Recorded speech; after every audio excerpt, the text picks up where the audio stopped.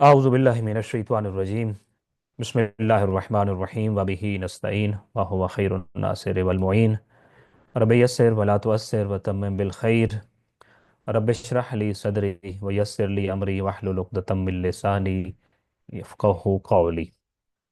आज का जो हमारा लेक्चर है ये हम अलविदा की तरफ चूके जा रहे हैं और इसमें हमारा आज सेकंड लास्ट लेक्चर है। इसके बाद इंशाअल्लाह ताला हमारे पास दो मज़ीद एक लेक्चर मज़ीद बचेगा और उस लेक्चर के बाद हमारा एक ही सेशन होगा जिसको हम अपने अलविदाई सेशन के तौर पर इंशाअल्लाह ताला देख रहे हैं। तो हमारा आज का जो मौजू है ये हमारा 28वां लेक्चर, दो लेक्चर बाकी, कल बाकायदा क्लास और परसों जो है वो हमारी इख्तितामिया होगा इस पूरे कोर्स का एक। सो हमारा ये 28th लेक्चर जिस मौजू से मुतल्लिक है उसका उन्वान है असल वतन को वापसी। इससे आपने अंदाज़ा लगा लिया होगा कि हम ईद की बातें इंशाअल्लाह ताला इस मौजू पे करने जा रहे हैं। और नॉर्मली माह रमज़ान के हवाले से ईद को कोई इतना अहम मौजू नहीं समझा जाता, या बल्कि अगर उसको मैं कहूँ कि अहम समझा जाता है तो आज़ाद मौजू समझा जाता है। यानी ईद तो ऐसे होगी जैसे मैं चाहता हूँ, और जैसे मैंने ईद कैसे मनानी है इट डिपेंड्स अपॉन मी, मेरे हालात कैसे हैं और बाकी मैं किस तरह से चीज़ें चाहता हूँ। तो लेकिन इंशाल्लाह ऐसा नहीं है। आज के चैप्टर में हम ईद की बातें करते हैं और आइए देखते हैं कि ईद की बातें भी कितनी इंटरेस्टिंग हैं जब हम तालीमात इस्लाम के मुताबिक ईद के बारे में भी अपने आप को इंशाल्लाह रुशनास कराएंगे। सो ईद का लफ्ज़ आउदुन से निकला है जिसका माना पलटना या वापस आना है। सो ईद का जो लफ्ज़ी माना है ये बेसिकली आउदुन से निकला है। और इसका जब हम कहते हैं ईद आ गई तो इसका मतलब क्या होगा, यानी हम पलट आए, हम वापस आ गए हैं। मैं एक लम्हे के लिए इस एक लाइन पे रोकूंगा कि अभी तक जो गुज़श्ता आपने आज जितनी आज तक ईदें गुजारी हैं, और ईद का अगर मतलब भी ये बनता है कि वापस आ जाना, पलट आना, तो उन तमाम ईदों की रोशनी में अगर आपसे पूछा जाए कि यानी किस तरफ वापस आना और किधर पलट आना ईद कहलाता है, क्योंकि आपने जब ईद की तो आप भी वापस पलटे थे, आप भी वापस आ गए थे, तो वो वापसी किस तरफ थी, वो पलटना किस तरफ था, किस तरफ वापसी को, किस तरफ पलट आने को ईद कहते हैं, अब तक हमने क्या समझा, गुज़श्ता ईदों में हम किधर पलटते रहे, किधर वापस आते रहे। दो तीन चीज़ें हैं। मसलन एक बात तो ये हो सकती है कि हम नॉर्मल लाइफ की तरफ वापस पलट के आ रहे हैं, तो फिर सवाल ये है कि ये जो माह रमज़ान मुबारक में हमने ज़िंदगी गुजारी, क्या ये एबनॉर्मल थी? तो इसको हम क्या कहेंगे? अगर हम नॉर्मल ज़िंदगी की तरफ वापस पलट रहे हैं तो क्या इसको मुश्किलात का दौर कहेंगे, ज़हमतों का दौर कहेंगे, मुसीबतों का दौर कहेंगे, या क्या दौर कहेंगे? और उस पलटने पे फिर ईद क्यों मना रहे हैं? कि इसका मतलब तो यही है बज़ाहिर कि अगर हम कहें कि नॉर्मल ज़िंदगी की तरफ वापसी, तो ये जो महीना बीच में एक ज़िंदगी का था ये बड़ा शदीद और बड़ा मुश्किल और बड़ा अजीब था, लिहाजा अब हम ईद मना रहे हैं कि हम उस नॉर्मल ज़िंदगी की तरफ वापस पलट गए। जबकि गुज़श्ता लेक्चर में ही तो हमने देखा कि हम तो अफसरदा थे और परेशान थे कि माह रमज़ान रुखसत हो रहा है, तो अब उसके रुखसत हो जाने के बाद और नॉर्मल ज़िंदगी की तरफ पलट जाने के बाद फिर ईद कैसे बनती है, एक सवाल। दूसरा सवाल ये हो सकता है कि वो जो माह रमज़ान मुबारक में हम इबादतों को हमने बढ़ा दिया था और वो रियाजत बढ़ गई थी, दुआ और मुनाजात का बहुत इजाफा हो गया था, और खुदा के साथ राबता बहुत ज़्यादा बढ़ गया था अल्हम्दुलिल्लाह। और हमारी ज़िंदगी में अगर यूँ कहूँ क्या कहते हैं इनफॉर्मली अंदाज में, कि हमारी ज़िंदगी में खुदा ज़्यादा इन हो गया था अल्हम्दुलिल्लाह, और हम खुदा को ज़्यादा ऑब्जर्व कर रहे थे अपनी ज़िंदगी में। तो अब उससे निकल के वापस उस जिंदगी में खुदा न खास्ता जा रहे हैं जो हमने माह शाबान में थी हमारे पास, या रजब से पहले थी, और जिसमें हम इस कदर मुतवज्जे नहीं होते थे, इतनी दुआएं भी नहीं होती थी, इतनी मुनाजात और ये सारी चीज़ें भी नहीं होती थी। और उस वापसी को हम इतना खुशआइंद और मुस्बत करार दे रहे हैं कि उस वापसी को हम फिर ईद कह रहे हैं। तो आपको लगता है कि ऐसे अगर इस वापसी को ईद कहा जा सकता है? ईद का मतलब तो वापसी है, पलट आना है, और वो वापस आने और पलट आने की खुशी है। तो वो जो अभी दो हमने आपको बातें बताई हैं जिसको नॉर्मली हम ईद समझते रहे हैं। अच्छा, तीसरी चीज ये भी हो सकती है कि रोजे खत्म हो गए हैं, अल्हम्दुलिल्लाह अब रोजा नहीं रखना पड़ेगा, और रोजा ना रखना रख कर मैं नॉर्मल जिंदगी की तरफ पलट आया हूँ, वापस आया हूँ, उस पर ईद मना रहा हूँ। तो रोजे ना रखना यानी इबादत ना करना, ये भी खुशी का सबब होता है और ईद का सबब होता है। सॉरी, बहुत सारा लेक्चर बाकी है आज का, लेकिन मैं चाहता हूँ हम इब्तिदा में रुकें, थोड़ा सोचें तो सही कि मेरी और आपकी ईद क्या है। हम किसको ईद समझते रहे हैं और ईद बेसिकली होती क्या है? हम किधर वापस पलटना समझते रहे? और वो इसीलिए सवाल तो यह है कि जिधर जिधर मैं और आप वापस पलट कर जा रहे हैं, वहां क्या खुशी, उस चीज पे खुशी बनती है? ईद बनती है उस पे पलट जाने की, वापस चले जाने की? तो ये एक मुहिम सवाल हमारा। या इसके अलावा अगर आपके जहन में कोई आता है कि नहीं, इस वापसी को तो हम ईद नहीं कहते और ना ही ये वापसी मकसद है, बल्कि कोई और वापसी है जो बहुत खुश आइंद है और उसको हम ईद कहते हैं, तो अगर आपके जहन में ऐसी कोई वापसी है तो आपके पास चैट बॉक्स है, आप वहाँ पे चैट में लिख सकते हैं कि हाँ जी बिल्कुल, ये वापसी फलाने वाली वापसी जो होती है ईद के बाद, दर हकीकत वो वापसी मकसूद है, और वो वापसी ऐसी है जिसपे ईद मनाई जा सकती है, खुशी मनाई जा सकती है, जिसको सेलिब्रेट किया जा सकता है। तो ईद का माना वापस आना और पलट आना, और वो वापस आना और पलट आना इतना खुशी वाला है कि हमारी गोया ईद ही बन जाती है, ईद हो जाती है।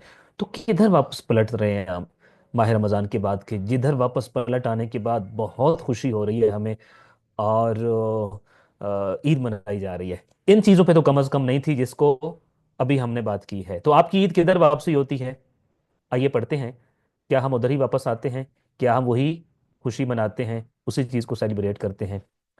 अरबों में जब उनकी मुश्किलात, सख्तियों और परेशानियों के दिन खत्म हो जाते थे और वो अपनी असल हालत की तरफ वापस पलटते थे, तो उन दिनों को ईद कहते थे, यानी अपनी असल जिंदगी की तरफ वापस पलटने के दिन।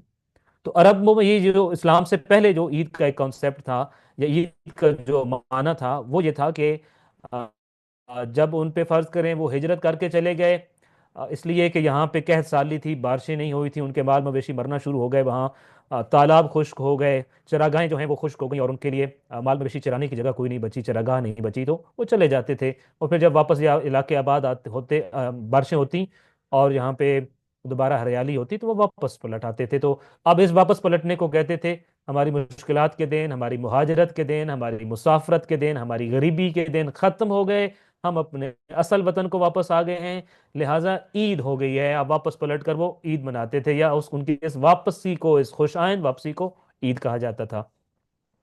एक बात यह है, मसलन दूसरी वहां पे जो होता था, जंगें चल पड़ी, और वो लंबा अरसा तक चलती थी। आप अगर अरबों की जंगें देखते हैं, छोटी सी बातों पे शुरू होती थी मगर लंबा अरसा होती थी। अब जब वो बदअमनी का दौर, वो वहशत का दौर खत्म होता था, नॉर्मल पुरअमन जिंदगी वापस आती थी, और वो सख्तियां मुश्किलात बरतरफ हो जाती थी जंग की, तो कहते थे कि अब ईद की तरफ वापस पलट आए, असल जिंदगी की तरफ वापस पलट आए, और अब हमारी ईद हो गई है, और इस वापसी को वो ईद कहते थे। इसी तरह उस जमाने में और चीजें आप मिसाल ले सकते हैं, कहत पड़ा, माल गलना, गल्ला और अनाज खत्म हो गया, और तिजारती काफिले भी किसी वजह से नहीं आ रहे, तो मुश्किल दौर में जब वो गुजरते थे, तो वो गुजरने के बाद जब वो मुश्किलें, सख्तियां और सारी चीजें बरतरफ होती, खत्म होती, और नॉर्मल जिंदगी वापस आती, असल जिंदगी वापस पलट आती, तो फिर वो कहते थे ईद के दिन आ गए हैं, और उसको फिर वो ईद कहते थे। फिर सवाल एग्जैक्टली वही वापस वही है हमारे जहन में कि मुश्किलात, सख्तियां, परेशानियां खत्म हो जाती हैं और असली वतन इंसान वापस आ जाता है, तो उसको ईद कहा जाता है। अब माह रमजान के ऊपर इस कॉन्सेप्ट को हम एग्जैक्टली बिठाएं कैसे, अप्लाई कैसे करें?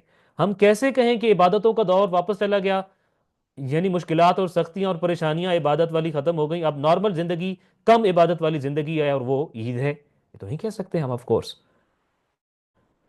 हम ये नहीं कह सकते कि बरकतों, रहमतों और मगफरतों का महीना चला गया, और बरकत बड़ी मुश्किल और सख्ती से गुजर कर हमें मिल रही थी, खुदा ना खास्ता, और वो बरकतें चले जाने के बाद असल जिंदगी, पुरसकून जिंदगी वापस आ रही है, तो हम ईद मना रहे हैं? नहीं कह सकते ऑफ कोर्स। रोजा बड़ा मुश्किल, सख्त और परेशानी का सबब था, वापस चला गया है, खत्म हो गया अल्हम्दुलिल्लाह, और अब हम असल जिंदगी की तरफ वापस पलट आए हैं। और रोजे के खत्म हो जाने पर, इस इबादत का वक्त चले जाने पर, इस इबादत से दूर हो जाने पर हम ईद मना रहे हैं, ये भी नहीं कह सकते हैं। फिर ईद बिल आखिर है क्या? माना तो यही है। इस्लाम ने इसको फिर ये लफ्ज क्यों दिया? कोई और लफ्ज दे देता अगर ये माना नहीं है।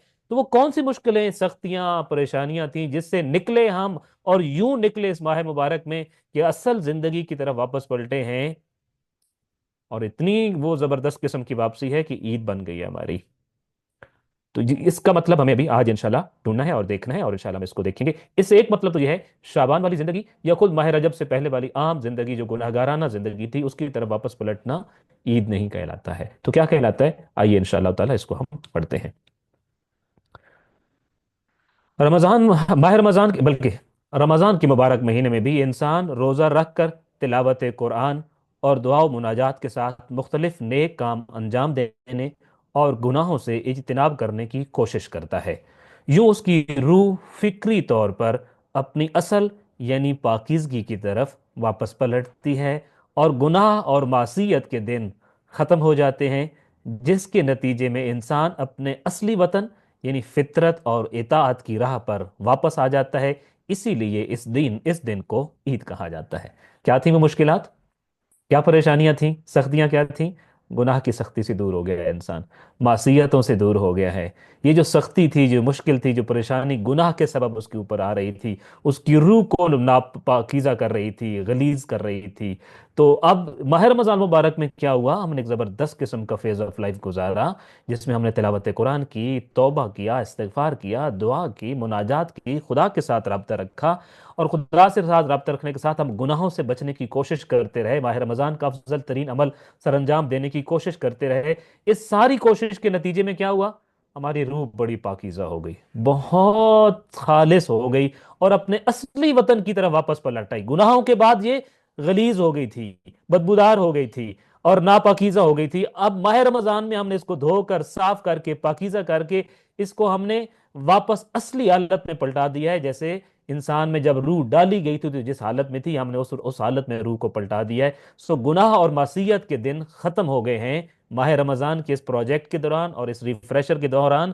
ہم نے ماہ رمضان کے دنوں میں اپنی معصیت کا خاتمہ کر دیا، اور اب اپنے اصلی وطن کی طرف، فطرت کی طرف، اطاعت کی راہ پر واپس آ گئے ہیں۔ اسی لیے ہم اس دن کو عید کہہ، کیا خوبصورت کانسیپٹ ہے! اس پہ ہمیں متوجہ رہنا ہو۔ کیا میں عید اسی لائن پہ کھڑے ہو کے منا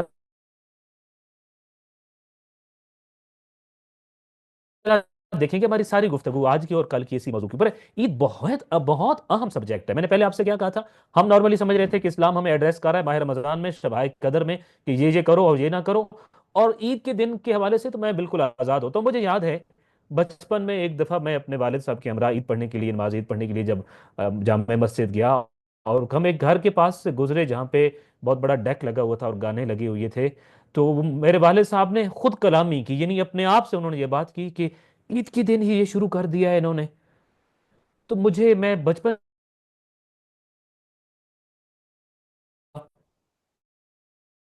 اب نے ایسا کہا، لیکن جب میں نے عید کا یہ کانسیپٹ، اس کانسیپٹ کو سمجھا، تو اس وقت مجھے فوراً وہ میرے والد صاحب کا جملہ یاد آیا کہ ہاں، کچھ لوگ ایسے ہیں جو یہ والی واپسی سمجھتے ہیں، عید کے بعد یہ واپسی ہو گئی ہے، آپ گانے بھی سنو، آپ فلاں چیز بھی کرو، آپ حرام بھی کماؤ، آپ جھوٹ بھی بولو، آپ جھوٹی گواہیاں بھی دو، اب ہر طرح کا وہ کام کرو جو آپ ماہ رمضان سے پہلے کرتے تھے۔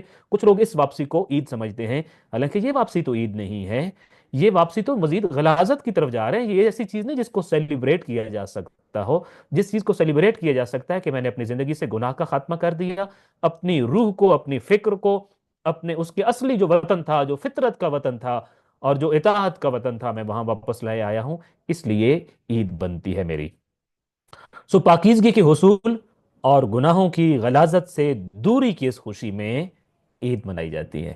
اب یہ عید کیوں منا رہے ہیں میں اور آپ؟ اسلام کا کانسیپٹ کیا ہے؟ ہم پاکیزگی حاصل کر لی، دل بڑا پاک ہو گیا ہے، بہت ہلکا پھلکا ہو گئی ہے میری روح، ہو گئی ہے صاف ستھرے ہو گئے، میں خود بڑا لائٹ فیل کرتا ہوں، اور گناہوں کی جو غلاظت تھی اور جو ان کا بوجھ تھا اس سے میں آزاد ہو گیا ہوں۔ اس خوشی میں عید مناؤں گا۔ کیونکہ مومن قیام و سیام کی صورت میں اللہ کے فریضے کو ادا کر کے، معصیت و گناہ کو ترک کر کے، اب رحمت و بخشش کا مستحق بن چکا ہے، اور اپنی اصلی راہ اور اپنے اصلی وطن یعنی فطرت کی طرف واپس لوٹ چکا ہے، تو اب اس کی عید بنتی ہے۔ ماہ رمضان کا ہدف یہ تھا، جس نے یہ ہدف پورا کر لیا، آف کورس وہ اس کی سیلیبریشن بنتی ہے، اس کی عید بنتی ہے، وہ اس کا عید منانا بنتا ہے۔ اب وہ عید کرے گا، چونکہ اس نے کیا کیا؟ ماہ رمضان میں اپنے سارے فریضے ادا کیے، گناہ کو بالکل چھوڑ دیا، اللہ کی رحمت اور بخشش اس کے شامل حال ہو گئی، اور وہ اللہ کی برکتوں اور رحمتوں کے سائے میں اپنے اصلی راہ کی طرف، وہ جہاں گناہ نہیں ہوتا ہے، جہاں انسان خدا کی طرح، اصلی راہ یہی ہوتا ہے نا کہ کلو مولود یولد علی فطرت الاسلام، جو بھی بچہ پیدا ہوتا ہے وہ اپنے اصلی رستے پر یعنی فطرت اسلام پر پیدا ہوتا ہے۔ ماہ رمضان اس فطرت کی طرف ہمیں واپس لے جاتا ہے، اور اس خوشی میں کہ ہمیں اللہ کی رحمت اور بخشش مل چکی ہے، میں اپنے اصلی رستے پر واپس پلٹ آیا ہوں الحمدللہ، میں نے تمام نیگیٹو کام چھوڑ دیے ہیں، تو اب اس واپسی کے لیے اس کی عید بنتی ہے، اور اب یہ واپسی اس نے اگلے 11 مہینے پریکٹس کرنی ہوتی ہے کہ انشاءاللہ اب میری زندگی یہی ہے کہ اب میں اصل رستے معصیت سے دور اطاعت کی طرف واپس پلٹ آیا ہوں۔ امیر المومنین علی ابن ابی طالب علیہ السلام کا فرمان ہے، انما هو عید لمن قبل اللہ صیامہ وشکر قیامہ وکل یوم لا یصلی اللہ فیہ فہو عید۔ ابھی جو ہم نے آپ کو بتایا کہ عید اصل میں یہ ہوتا ہے، آپ کہیں گے نہیں یہ تو اپنی طرف سے کہہ رہے ہیں، ہم نے کوئی ایک بات بھی اس پورے کورس میں اپنی طرف سے جذبات سے مغلوب ہو کر نہیں لکھی، اور نہ ہی افسانوی انداز میں لکھی ہے۔ تمام وہ حقائق ہیں جو اہل بیت علیہ السلام کے گھر سے، ان کے در سے ملے ہیں، اس لیے ہم نے ہر چیز کو کوشش کی ہے کہ تائید کے طور پر، دلیل کے طور پر فرمان پیش کریں نبی کریم صلی اللہ علیہ وآلہ وسلم کے پاکیزہ کرانے کا۔ ہم جس چیز کو عید کہہ رہے تھے یہ ہم نے اپنی طرف سے نہیں کہا، بلکہ امیر المومنین علی ابن ابی طالب علیہ السلام ہمیں یہ بتا کر گئے کہ عید یہی ہے، اس لیے آپ کا فرمان یہ ہے کہ عید کس کی ہے؟ عید صرف اس کے لیے ہے جس کے روزوں کو اللہ نے قبول کیا ہو اور اس کے قیام کو قدر کی نگاہ سے دیکھا ہو۔ عید کس کی؟ جس کے نیک اعمال قبول ہو گئے، روزہ قبول ہو گیا، اس کا قیاموں کو او جو ماہ رمضان میں عبادتوں کو سجائے بیٹھا رہا، وہ ساری عبادتیں اس کی قبول ہو گئی، تو امیر المومنین کہتے ہیں عید صرف اس کی ہے، یہ سیلیبریشن وہ کر سکتا ہے جس کے اعمال قبول ہو گئے ہوں اور جس کے اعمال کو اللہ کی ذات نے قدر کی نگاہ سے دیکھا ہو۔ پھر اس سے زیادہ بہتر انداز میں ایکسپلین کرتے ہوئے آخری جملے میں فرمایا وَكُلُّ يَوْمٍ لَا يُعْصَى اللَّهُ فِيهِ فَهُوَ عِيدٌ۔ آپ جس دن بھی خدا کی نافرمانی نہیں کرتے ہیں، اطاعت اور فطرت کے رستے پر باقی رہتے ہوتے ہیں، وہی دن آپ کا عید ہوتا ہے۔ آپ 10 شعبان کو 24 گھنٹے ایسے گزرے جس میں آپ نے کوئی ایک گناہ سرزد نہیں کیا، سارے واجب کام انجام دیے، وہ دن آپ کے لیے روز عید ہے۔ جب بھی گناہ چھوڑ دیے جائیں، راہ اطاعت پر پلٹ آیا جائے، وہ عید ہوتا ہے۔ اور ماہ رمضان میں تو پورا 30 دن یہ کام کیا ہے، 30 دن کے بعد اب یہ سیلیبریشن بنتی تھی، اس لیے خالق کائنات نے کہا یہ سیلیبریشن میں دین کا اور مذہب کا حصہ بنا کر تمہیں الاؤ کروں گا، اور تمہیں ایک سیلیبریشن کے موقع کے طور پر دوں گا، اور اس کو ہم انشاءاللہ عید کے طور پر نماز عید پڑھتے بھی ہیں، مناتے بھی ہوتے ہیں۔ لہذا جب بھی معصیت ترک کر دی جائے اور گناہ چھوڑ دیا جائے تو سمجھیں کہ عید منا لی گئی۔ کیا خوبصورت امیر المومنین علی ابن ابی طالب علیہ السلام کا فرمان کہ آپ جب بھی معصیت گناہ چھوڑ دیں، ہٹ جائیں اس سے، اور اطاعت کی طرف واپس آ جائیں، تو آپ سمجھیے آپ نے عید منا لی ہے۔ تبھی امیر المومنین علی ابن ابی طالب علیہ السلام کہتے ہیں کہ عید اسی کی جس نے اطاعت اختیار کر لی اور گناہ چھوڑ دیا۔ تو انشاءاللہ اس جذبے کے ساتھ ہم نے عید منانی ہے کہ یہ اناؤنسمنٹ ہے، عید گویا کہ ایک اناؤنسمنٹ ہے، ایک اعلان ہے کہ لوگوں آگاہ ہو جاؤ، میں نے گناہ چھوڑ دیا ہے اور اطاعت پروردگار اختیار کر لی ہے۔ اب یہ میں اناؤنس کر رہا ہوں، میری آنے والی زندگی اسی پیٹرن، اسی رستے پر ہوگی، اسی اعلان کے مطابق ہوگی۔ جیسا کہ نارملی کہا جاتا ہے کہ ہر شب قدر است اگر بیدانی، یعنی اگر قدر بیدانی، یعنی اس کا مطلب یہ بنتا ہے کہ ہر رات شب قدر بن سکتی ہے اگر آپ اس رات کی قدر کو پہچانو اور اس رات میں کچھ ایسا کرو جس کی اس کی قدردانی ہو جائے۔ تو ایسے ہی ہر دن عید بن سکتا ہے اگر اس دن میں ہم گناہ چھوڑ دیں اور اطاعت کو انجام دیں۔ یعنی عید جو اچھی عادات اپنائی ہیں ان کو ختم کر دینے کا نام نہیں، بلکہ اب انہیں جاری رکھتے ہوئے عبادتوں اور طہارتوں کے وطن پر باقی ماندہ زندگی گزارنے کا نام ہے۔ صلوات بر محمد۔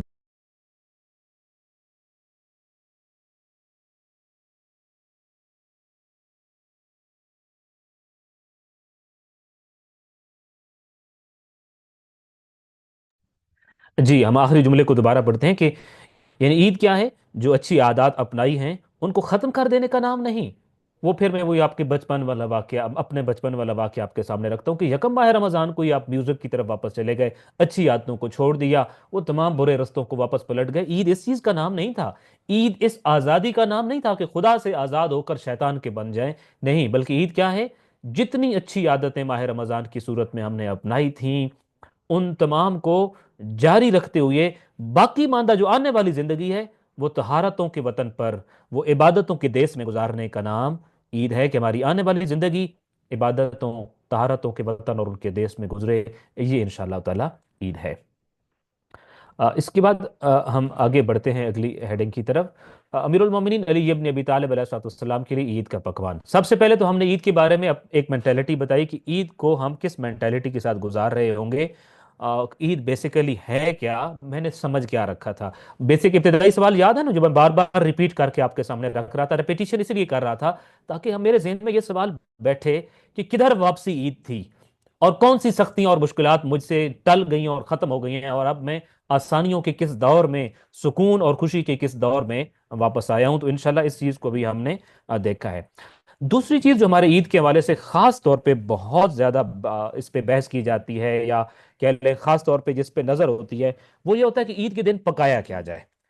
ईद हमारे पास दो तीन चीजों का नाम है। ईद के दिन पहना क्या जाए, ईद के दिन पकाया क्या जाए, और ईद के दिन किया क्या जाए, या कहाँ जाया जाए, या क्या किया जाए। इन तीनों सवालों के जवाब इंशाअल्लाह ताला आज के इस लेक्चर में मौजूद होंगे, और आइम्मा अहलुल बैत अलैहिस्सलाम की तालीमात से होंगे कि ये तीनों चीजें क्या हैं।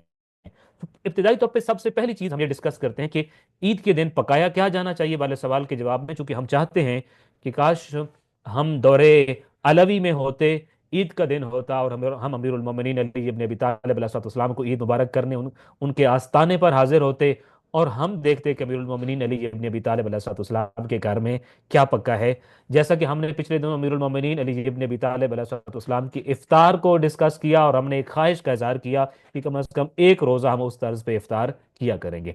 तो हम उनकी अगर ईद को देखते कि उनके घर में ईद पे पकता क्या है, तो हम भी कोशिश करते कि हम भी वैसे ही कुछ पकवान पकाया करें। तो मौला अमीरुल मोमिनीन अली इब्न अबी तालिब अलैहिस्सलाम के घर में ईद के दिन पकवान में, खाने में क्या क्या शामिल होता था और क्या क्या पकता था, इस हेडिंग में हम इंशाल्लाह दो बातों को पढ़ने जा रहे हैं। सो ईद के मुसल्लम आदाब में गुस्ल करना, खुशबू लगाना, अच्छे कपड़े पहनना और खूब तैयार होना शामिल है। ये याद रखिए, ये इस्लामी तालीमात में है कि इस दिन गुस्ल किया जाए, खुशबू हतमन लगाई जाए। ईद की दिन खुशबू के साथ बड़ा गहरा ताल्लुक रखता है। वैसे भी इस्लाम ने खुशबू को बहुत ज़्यादा पसंद किया है। हज़रत ज़हरा सलामुल्लाह अलैहा का जो जहेज़ खरीदा गया था, उसमें सबसे ज़्यादा जो खर्च हुआ था वो खुशबू पे हुआ था। बाकी तमाम चीज़ों पे खुशबू की निस्बत कम खर्च हुआ था। तो नबी करीम सल्लल्लाहु अलैहि वसल्लम ने खुशबूयात का खुसूसी एहतमाम फरमाया था। सो खुशबू लगाना वैसे भी मुस्तहब है, तो ईद के दिन तो आप इंशाल्लाह बहुत अच्छी और स्टैंडर्ड खुशबू लगाते होंगे। अच्छे कपड़े पहनना बड़ा एहतमाम करते हैं, और ये वो महीना है जिसमें खासतौर पे दर्जियों के हवाले से बड़ी बातें होती हैं, टेलर्स के हवाले से, कि चूंकि उनके पास इतना रश साल में कभी नहीं होता, तो चूंकि हर कोई अच्छे कपड़े पहनना चाहता है। बेसिकली हमने अच्छे कपड़े पहनने की बजाय इसको नए कपड़े पहनना समझ लिया है। बाहर सूरत नए कपड़े भी अच्छे कपड़े ही होते हैं, लिहाजा हम उस पर ज्यादा बात नहीं करते। इसके बाद चौथी चीज है खूब तैयार होना, और अल्हम्दुलिल्लाह ईद पे तो हम सब ही खूब तैयार होते हैं, लिहाजा इन पे हम कोई मजीद बात नहीं करते, चूंकि ये सारे काम वो हैं जो अल्हम्दुलिल्लाह हम करते हैं। गुस्ल करते हैं, गुस्ल ईद करते होते हैं, और फिर उसके बाद खुशबू लगाते हैं, अच्छे कपड़े पहनते हैं और खूब तैयार होते हैं। ये चीज़ें हमें मालूम थी, लेकिन अगली बात क्या है, हम उसको इंशाअल्लाह ताला पढ़ते हैं कि ईद के मुसल्लम आदाब में गुस्ल करना, खुशबू लगाना, अच्छे कपड़े पहनना और खूब तैयार होना शामिल है। लेकिन इमाम ज़ैनुल आबिदीन अलैहिस्सलाम ने ईद के हवाले से अपनी हिदायत में फरमाया था कि देखो कहीं ऐसा ना हो कि ईद के दिन तुम्हारा लिबास तो अच्छा हो, लेकिन तुम्हारा अमल बुरा, नापसंदीदा और बदतरीन हो जाए, बल्कि तुम अपने लिबास की तरह खूबसूरत, प्यारा और पुरकशिश अमल अंजाम दो। मफहूमन ये चीज अर्ज हुई है, बाद में अल्फाज भी आ रहे हैं। सो जब मैं इन चीजों को कर रहा होता हूं, तो इस साल इंशाल्लाह मुझे और आपको मुतवज्जे होना है। ये चार चार चीजें हमने बयान की, शायद इससे ज्यादा भी ईद की आदाब में शामिल होती होंगी। जब हम गुस्ल करेंगे, बहुत अच्छे और खूबसूरत कपड़े पहनेंगे, खूब तैयार होंगे, खुशबू लगाएंगे, तो चौथे इमाम का ये फरमान याद आना चाहिए कि माशाल्लाह तुम कितने अच्छे और प्यारे लग रहे हो, कितने जबरदस्त किस्म के तैयार हो गए हो, कितनी ही खूबसूरती आज जो जो है वो निछावर हुई पड़ी है आपके ऊपर।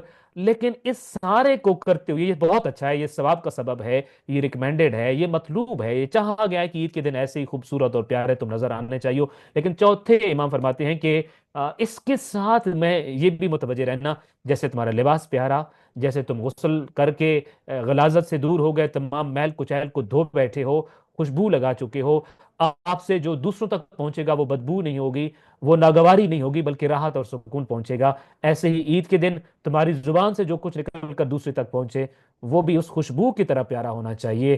جیسے عید کے دن تم نے غسل کر کے میل کچیل کو بدن سے اتار دیا ہے اور ختم کر دیا ہے، ایسے ہی تمہاری روح کے اوپر جو گناہ آ کر میل کچیل ڈالتا ہے، عید کے دن اس سے بھی تم دور رہو گے، کوئی گناہ نہیں کرو گے، کوئی بد اخلاقی نہیں کرو گے، کوئی شوخ مزاج کام نہیں کرو گے۔ اور اس لیے آپ نے فرمایا کہ جہاں تمہارا لباس اچھا ہے وہاں تمہارا عمل، تمہاری سوچ، تمہاری گفتگو یہ بھی خوبصورت ہو، یہ بھی پیارا ہو، یہ بھی پرکشش ہونا چاہیے عید کے دن۔ آپ علیہ السلام نے فرمایا تھا کہ یتزین کل منکم یوم العید الی غسل و الی کحل، یعنی عید کے دن تم غسل کرتے ہو، سجتے سنورتے ہو اور اچھا لباس پہنتے ہو، یہ تم میں سے ہر کوئی یہ کام کرتا ہے۔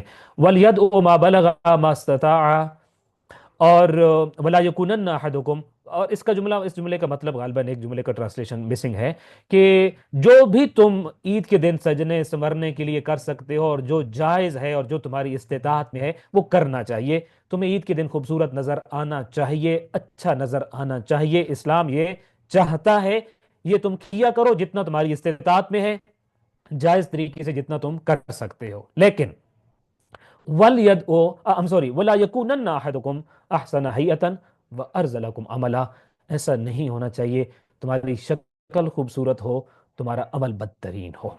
لہٰذا جہاں تک ہو سکے اس روز خدا سے دعائیں مانگا کرو۔ اس دن تم کسی کو یوں نہیں ہونا چاہیے کہ اس کی ظاہری شکل و شباہت تو بہترین ہو لیکن عمل کم تر اور گمراہ ہو۔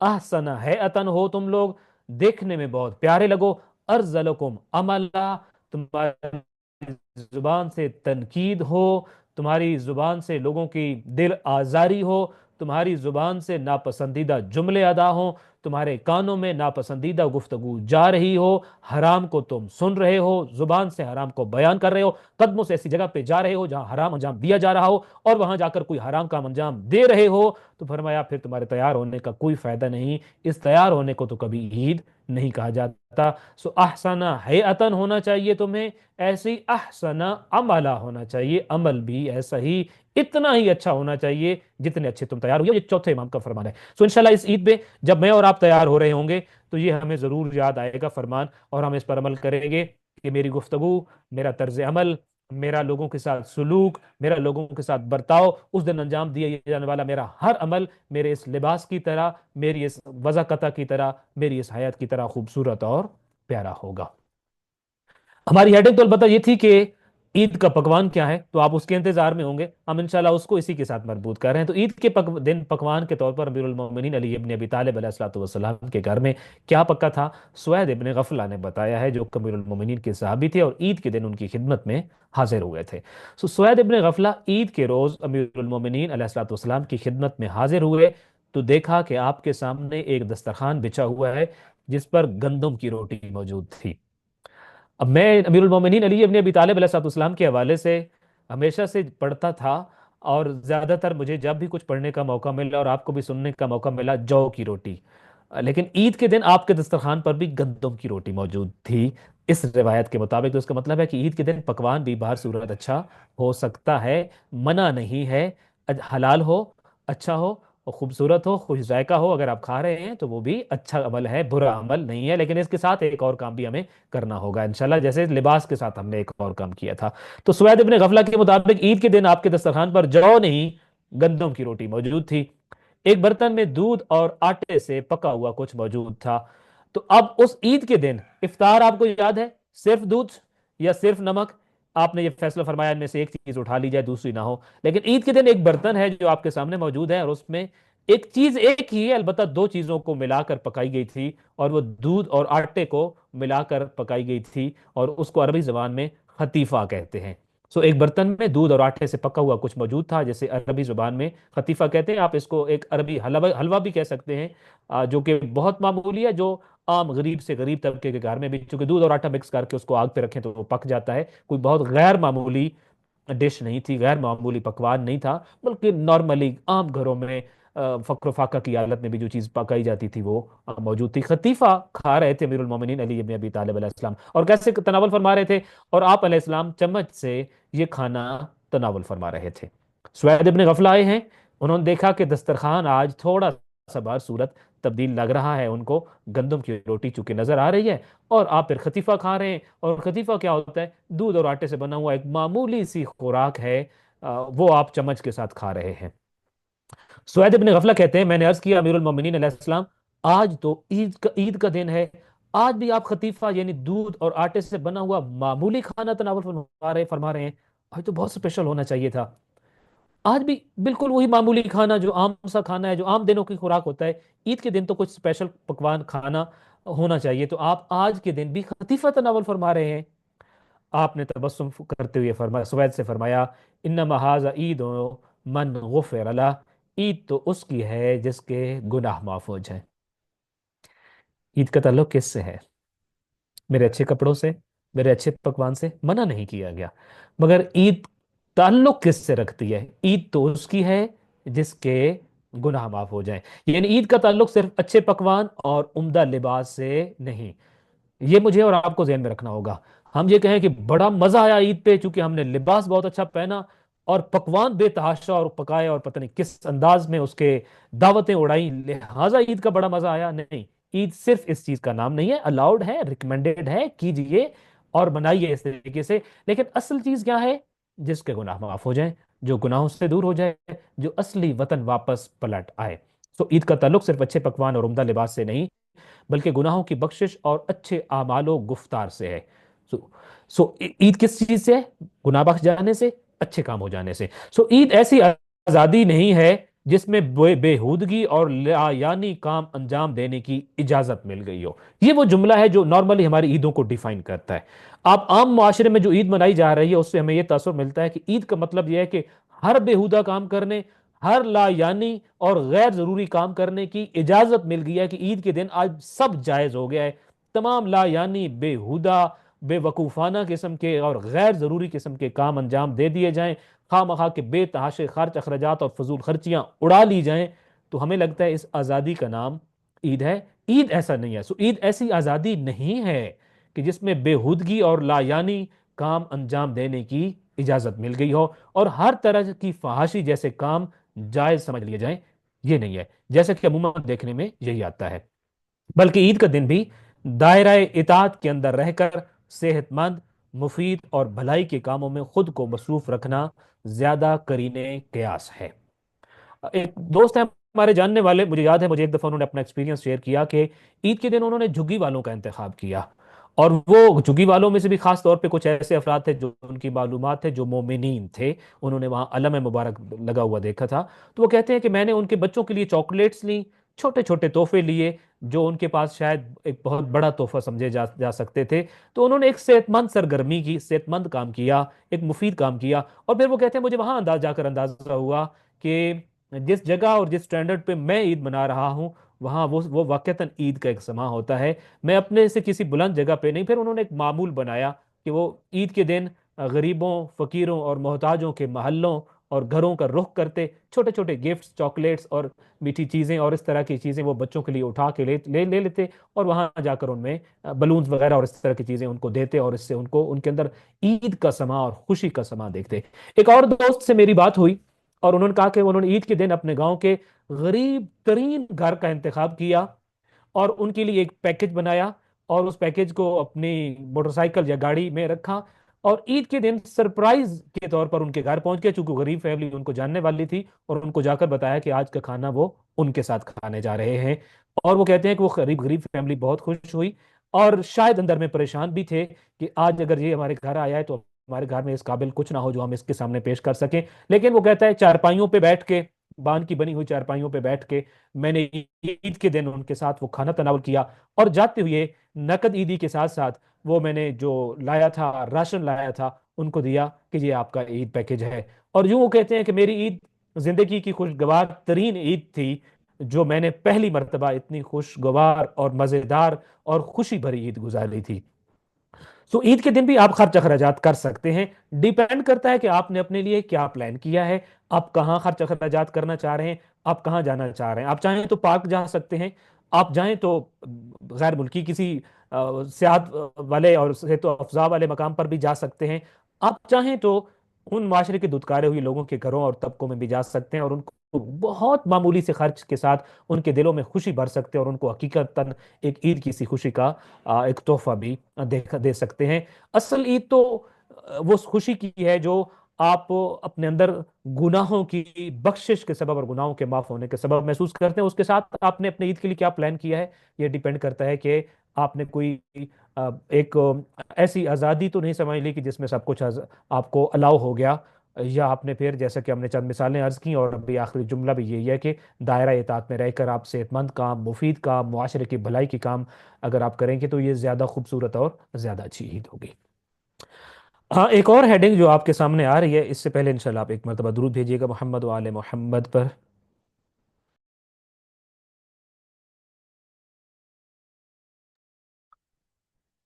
ईद का दिन मुकाबले का दिन है, मुकाबले का मैदान है।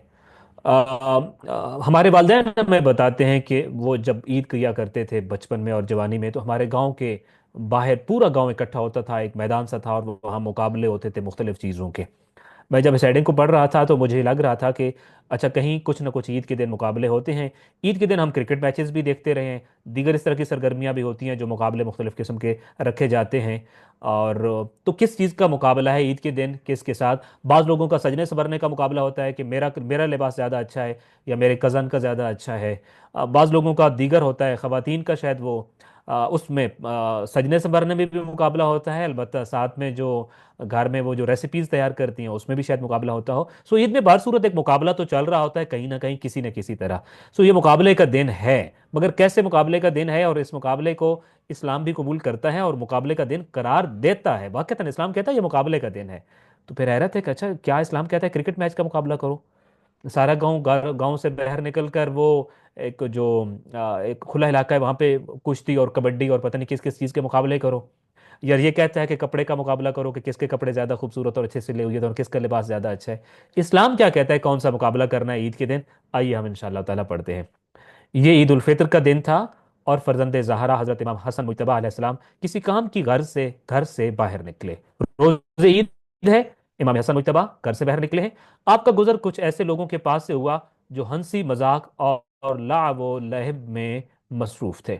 अब वो बेहुदा कामों में मसरूफ थे, खामखा की हंसी मजाक हो रही है और खामखा की लाव व लहब वाले काम है, कहीं जुआ खेला जा रहा है, कहीं किस तरह की बाजियां लगाई जा रही हैं, मुख्तलिफ किस्म की चीज़ें हो रही होती हैं ईद के दिन में। और उस दिनों में तो ये सारी चीज़ें तकरीबन हलाल ही लोग समझ रहे होते हैं। तो इमाम ने भी कुछ ऐसा मंजर देखा कि बेहूदगियाँ हो रही थीं, लाहव लैब में लोग मसरूफ़ थे, ला यानी और गैर ज़रूरी काम हो रहे थे।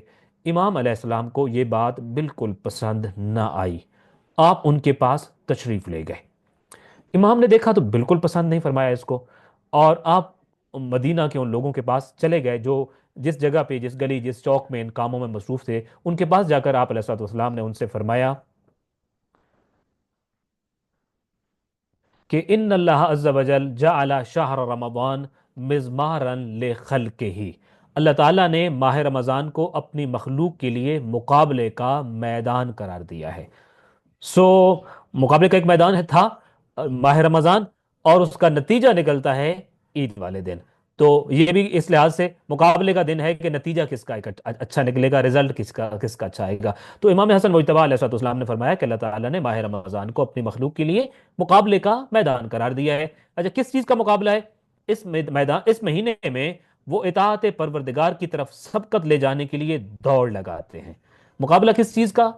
इस चीज का कि कौन ज्यादा इताअत परवरदिगार अंजाम देगा। हम कल भी एक फैमिली सेटिंग में बैठे अपना वो बचपन कह लीजिए या लड़कपन याद कर रहे थे जब हम छठी सातवीं आठवीं क्लास में पढ़ते थे। और ये हकीकत है कि हम पूरे क्लास फेलोज आपस में क्लास में जब फ्री टाइम में बैठते थे तो बात होती थी कि आपने कितनी तिलावत कर ली, आप कौन से पारे पे हो, और फिर उसको हम बड़ा एंजॉय करते थे डिस्कस करते हुए कि फलां माशाल्लाह एक खत्म और इतने पारे पढ़ चुका है, फलां इस पारे पे है।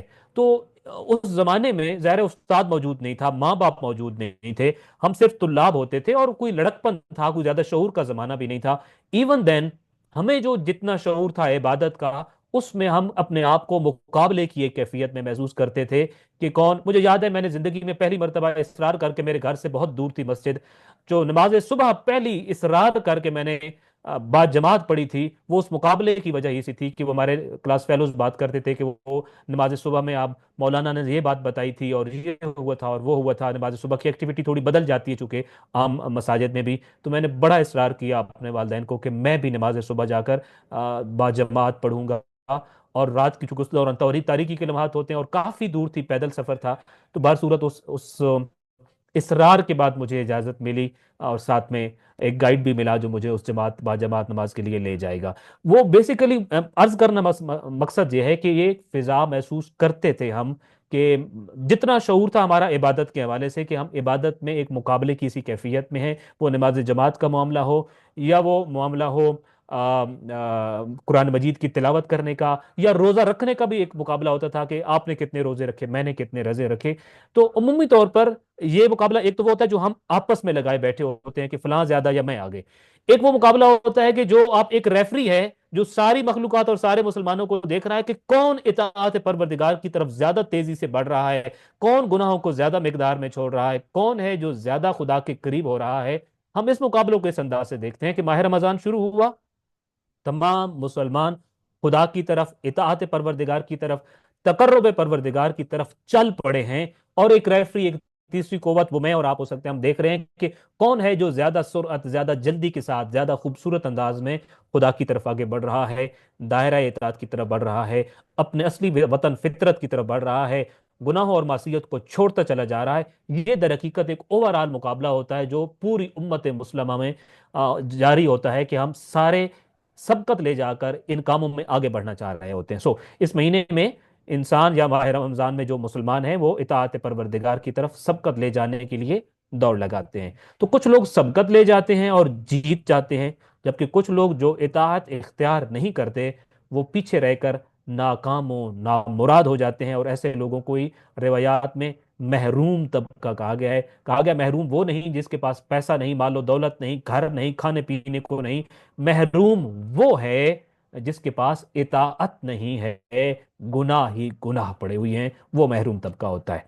तो माह रमजान मुकाबला है। किस चीज का मुकाबला है? इमाम हसन मुजतबा अलैहिस्सलाम ने उनको बताया कि ये माह रमजान इस तर्ज का एक मुकाबला है।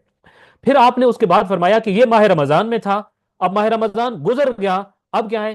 फल अजब कुल्लुल अजब मिन अज़्ज़ाहिकिल लाइब फिल यौम। मुझे बेतहाशा ताज्जुब है। आपने फरमाया अगर ताज्जुब बनता है तो इसी के ऊपर, अल अजब कुल्लुल अजब, पूरे का पूरा ताज्जुब है उस शख्स पर जो आज के दिन भी लाहव लइब और हंसी मजाक में गुजार रहा है। वो बंदा मिन के लाइब फिल यौम, आज के दिन भी जो खाम खा के ला यानी गैर जरूरी और लहव लैब के कामों में मसरूफ है। क्यों? आज के दिन क्या है? अल्लज़ी युसाबु फीहिल मुहसिनून व यखीबु फीहिल मुकस्सिरून।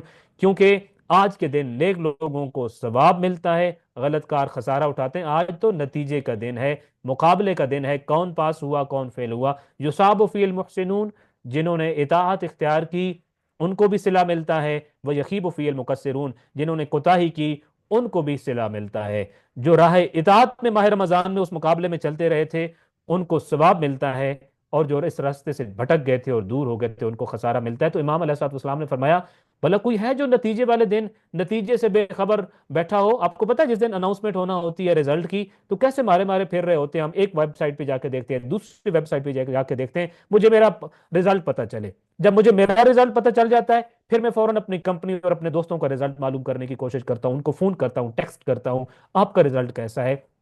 मैं जानना चाह रहा होता हूं मेरे इर्द गिर्द वालों का रिजल्ट कैसा आया और मेरा रिजल्ट उनके मुकाबले में कैसा है।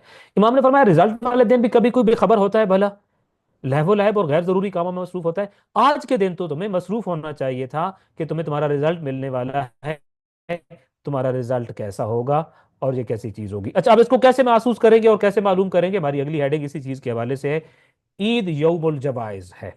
रिवायात में इसको यौमुल जवाइज यानी इनामात का दिन कहा गया है। तो इसको इनामात या यौमुल जवाइज क्यों कहा गया, हम इंशाल्लाह इस हेडिंग में पढ़ेंगे। यकम शवाल को ईद का चांद नजर आने के बाद जब लोग ईद की तैयारियों में मसरूफ होते हैं तो एक मुनादी उन्हें निदा देकर कह रहा होता है। कब की बात है? यकम शवाल, चांद नजर आ गया, हम लोग ईद की तैयारी में मसरूफ है, ईद रात गुजार रहे हैं। वो इतनी सारी पेंडिंग चीजें हैं, बच्चों की फलां चीज मिसिंग हो गई, खवातीन की फलां चीज रह गई, पकवान में से फलां चीज आ गई, फलानी चीज रहती है, कल तो फलां पकाना है। और एक लिस्ट होती है जो बाजारों में जाए तो चलने की जगह नहीं होती।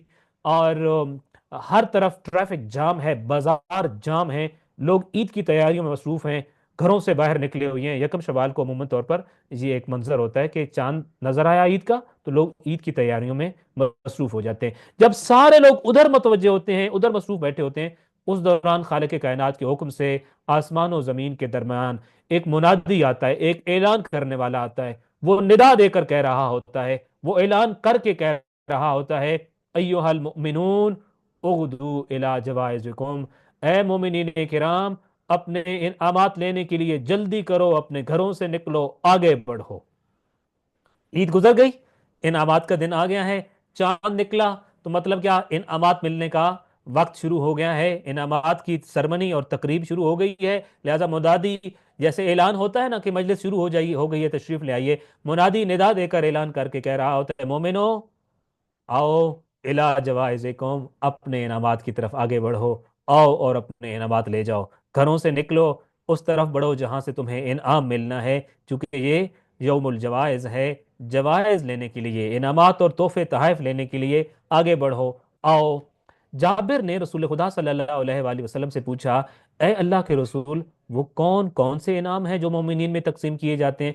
जब मुनादी ये निदा कह देता है कि आओ और अपने तोहफे तहाइफ और इनामात लेकर जाओ, तो जनाब जाबिर का सवाल कि या रसूलल्लाह वो कौन से इनाम है, हमें तो वो इनाम कभी नहीं मिला कि हम किसी मस्जिद में जाएं, मां बारगाह में जाएं, किसी कम्युनिटी सेंटर में जाएं और किसी मौलाना के घर में जाएं जहां खालिक के कायनात ने इनामात भेजे हों और वो तोहफे तहाइफ हमें मिलते हों कि ये लो, ये ईद का तोहफा आया है, जैसा कि ईस्टर के मौके पे बच्चों को दिए जाते हैं कि ये लो तुम्हारे तोहफे आए हैं, जो कि जीसस देकर गए हैं।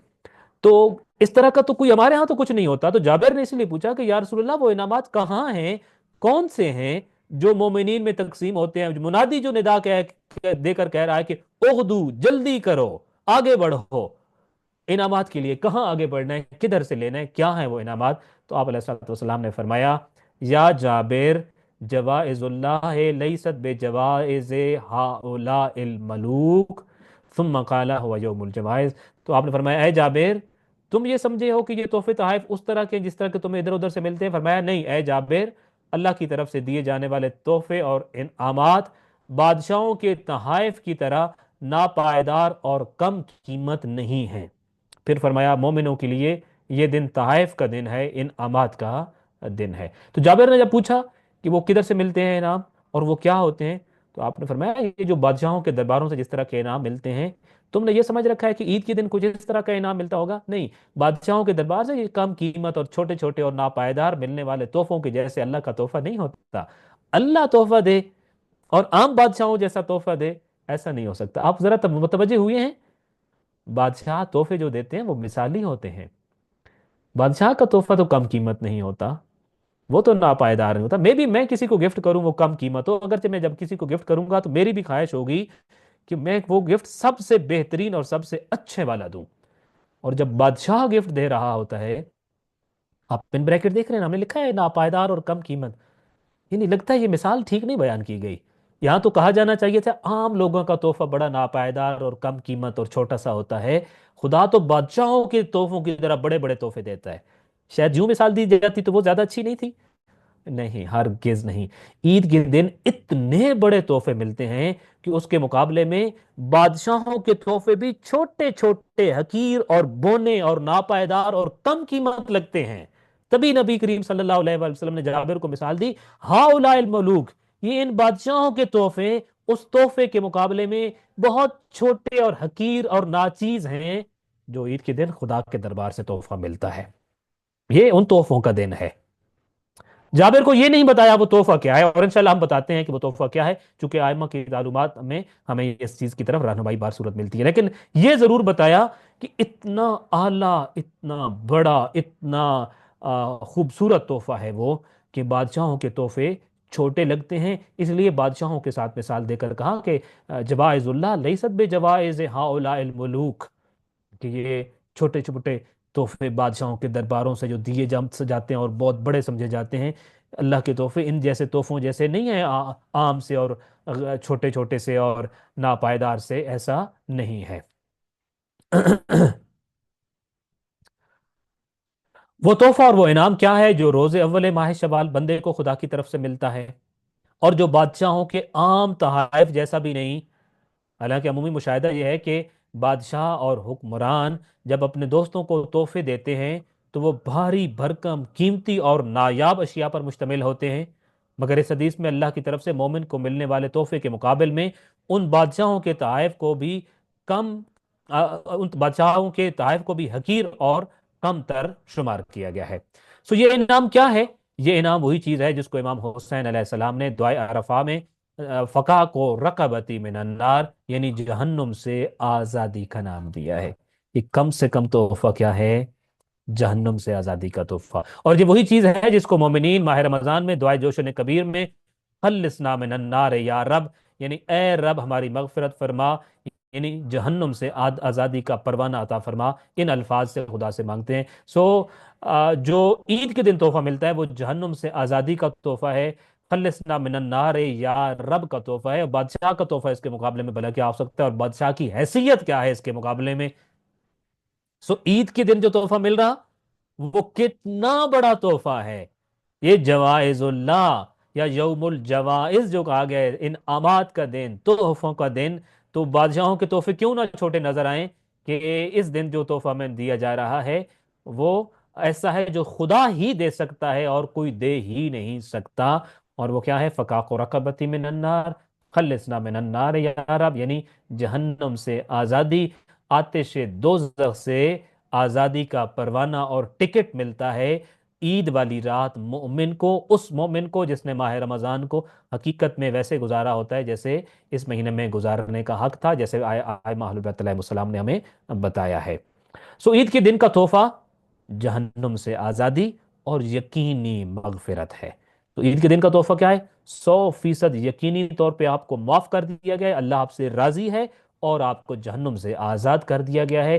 اس تحفے کے لیے منادی اور اعلان کرنے والا اعلانچی اعلان کر رہا ہوتا ہے، ایھا المومنون اغدو الی جوائزکم، آؤ نہ اپنا ٹکٹ جنت کا لے کے جاؤ، آؤ نہ جہنم سے آزادی کا پروانہ لے کے جاؤ، آؤ نہ ایک سرٹیفکیٹ لے کے جاؤ جس پہ لکھا ہے کہ اللہ تم سے راضی ہے۔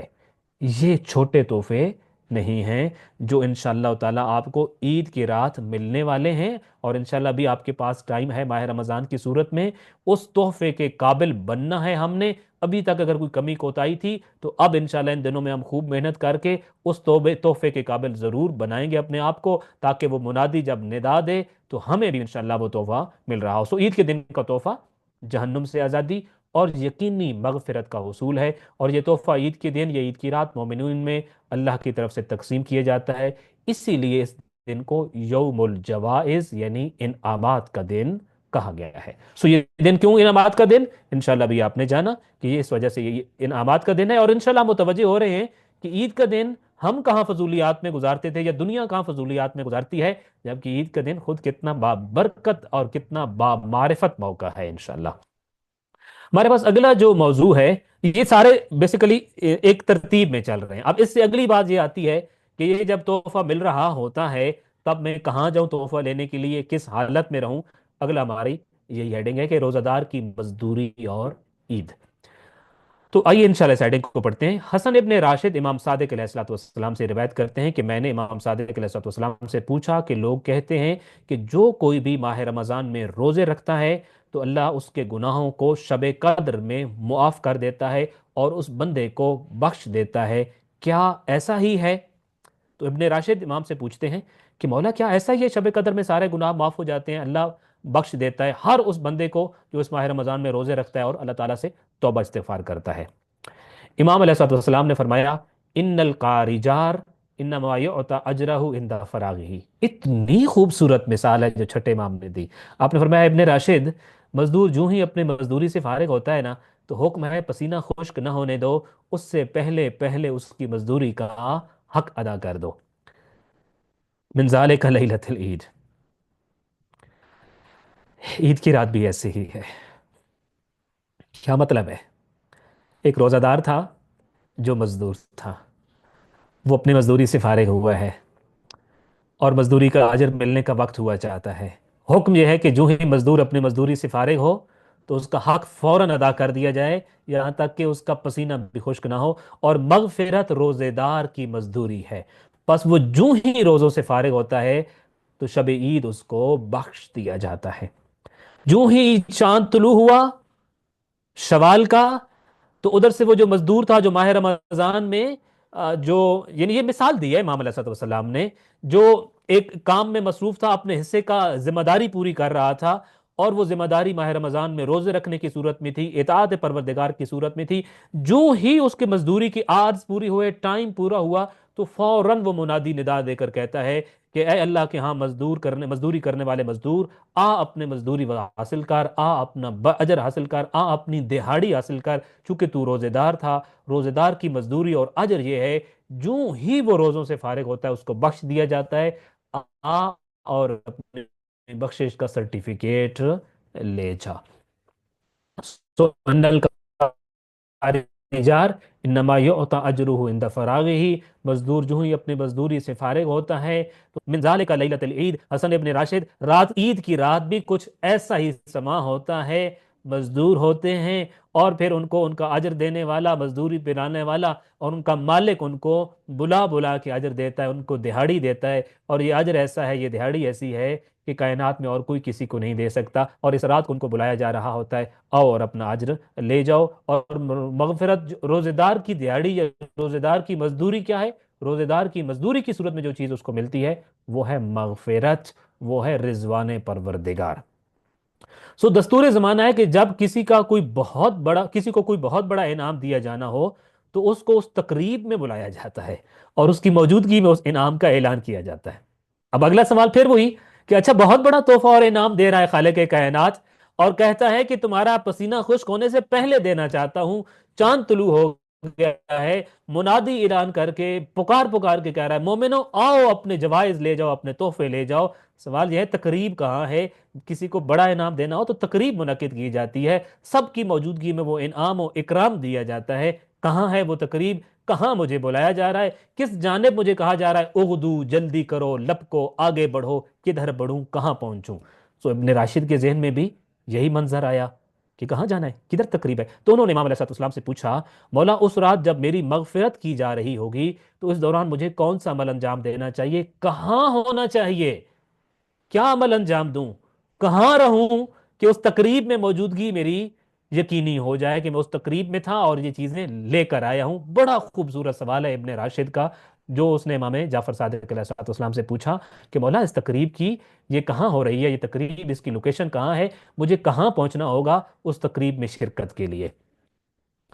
इमाम अलैहिस्सलाम ने फरमाया, ईद की रात नमाज मगरिब अंजाम देने के बाद अपने दोनों हाथों को आसमान की तरफ बुलंद करके कहो। इस तकरीब में पहुंचने का तरीका गाड़ी पे बैठ के जाना नहीं है, पैदल चल के जाना नहीं है। ये तकरीब बड़ी अजीब सी है, बड़ी नुमायाँ, बड़ी मुनफरिद, बड़ी मुमताज़ है। नमाज मगरिब पढ़ने के बाद अपने हाथों को उठा लेना। तुम जब हाथ उठाओगे तो गोया तुम अर्श तक पहुंच जाओगे। तुम्हारा एक एक लफ्ज, तुम्हारा एक एक जुमला, तुम्हारी एक एक बात तुम्हें उस अर्श तक पहुंचाएगी, अर्श वाले तक पहुंचाएगी, और तुम उस तकरीब का हिस्सा बन जाओगे। अच्छा मौला, हाथ बुलंद करके कहना क्या है? खिताब का मौका भी मिलेगा, गुफ्तगू का मौका भी मिलेगा। फरमाया क्यों नहीं मिलेगा, लिहाजा हाथ बुलंद करो और ये कहना, या जल मन्ने, या जल तौले, या जल जूदे, या मुस्तफ़िया मुहम्मदिन व नासिरहू, सल्ले अला मुहम्मदिन व आले मुहम्मद, वगफिर ली कुल्ल ज़म्बिन अहसैतहू व हुवा इंदका फी किताबिन मुबीन। ए रहमतों, बरकतों और हर तरह के इख्तियार की मालिक ज़ात, तुझे उस हस्ती का वास्ता जिसको तूने खुद चुन लिया, और तू उनकी आल पर और उन पर दुरूद व सलाम भेज, और मेरे तमाम गुनाहों को बख्श दे जो तुम्हारी उस किताब के अंदर मौजूद हैं। तो उस वक्त भी हाथ बुलंद करने, कहना है मेरे अल्लाह तू मेरी मगफिरत फरमा, मेरी बख्शिश फरमा। फिर क्या करना है? सजदे में जाओ और 100 मरतबा अतूबो इलल्लाह कहो, अतूबो इलल्लाह, अतूबो इलल्लाह, अतूबो इलल्लाह। میں پلٹ آیا ہوں خدا کی طرف، میں واپس آ گیا ہوں خدا کے پاس، میری واپسی ہو گئی ہے، میں راہ اطاعت پہ واپس آ گیا ہوں، میں خدا کا بن گیا ہوں۔ 100 مرتبہ اتوب اللہ، اتوب اللہ، اتوب اللہ کہو، یہ تمہاری تقریب میں شرکت ہے۔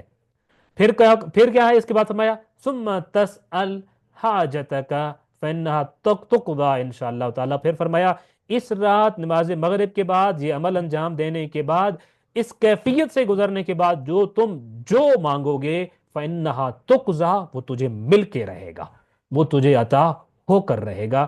تو مانگ صحیح اس رات، تو کیا تحفہ چاہتا ہے، منہ مانگا تحفہ لے، ان تحفوں کے علاوہ جو خدا خود سے تمہیں دے رہا ہے۔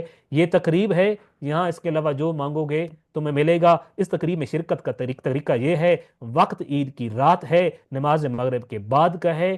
تو یہ ہے عید کا ایک پہلو جس کی طرف انشاءاللہ تعالی ہم متوجہ ہوں گے اور کوشش کریں گے کہ ہم اس انداز میں اپنی عید کو گزاریں۔